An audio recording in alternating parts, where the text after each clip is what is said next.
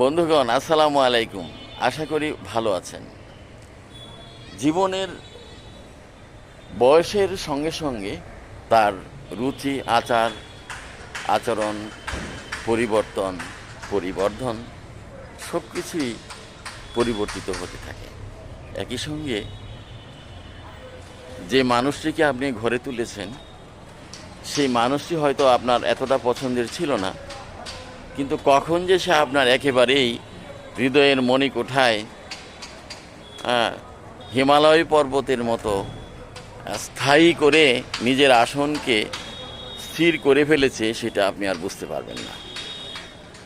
আপনি তখনই বুঝতে পারবেন যখন সেই মানুষটির বিয়োগ ঘটে, সেই মানুষটি যখন আপনার পাশে আর থাকে না, তখন তার অভাব যখন আপনি বোধ করবেন, তখন বুঝবেন যে সে আমার কে ছিল আর এখন সে আমার কাছে নেই।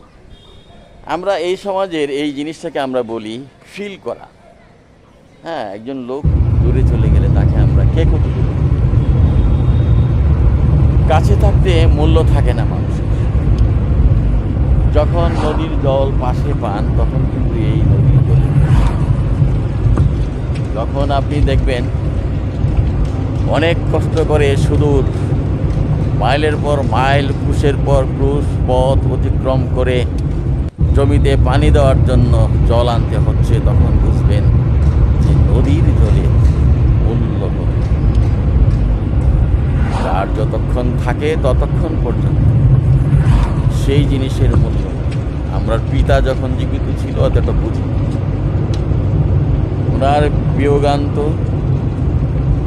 মর্মান্তিক যে পরিস্থিতি এখন পর্যন্ত বহন করে চলেছি, ওনার অনুপস্থিতিতে সেগুলি হারে হারে বুঝতে পারছি একজন পিতা কতটুকু দৃঢ় এবং কতটুকু সুরক্ষিত দুর্গ বানিয়ে রেখেছে তার হৃদয়কে।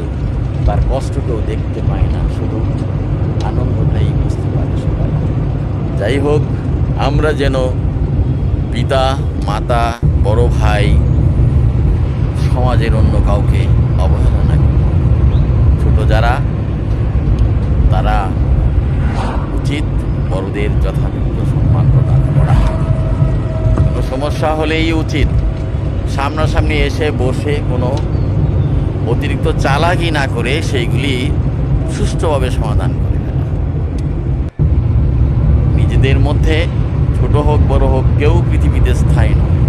দুনিয়া থেকে কেউ না কেউ কোনো না কোনো সময় চলেই যায়। সেই কারণে এই চালাকি করার অর্থটা একেবারেই মূল্যহীন। বন্ধুগণ, আমরা চালাকি না করেই যেন আমাদের জীবনের শান্তিটা খুঁজে পেতে পারি, সেইভাবে আমাদের যাতে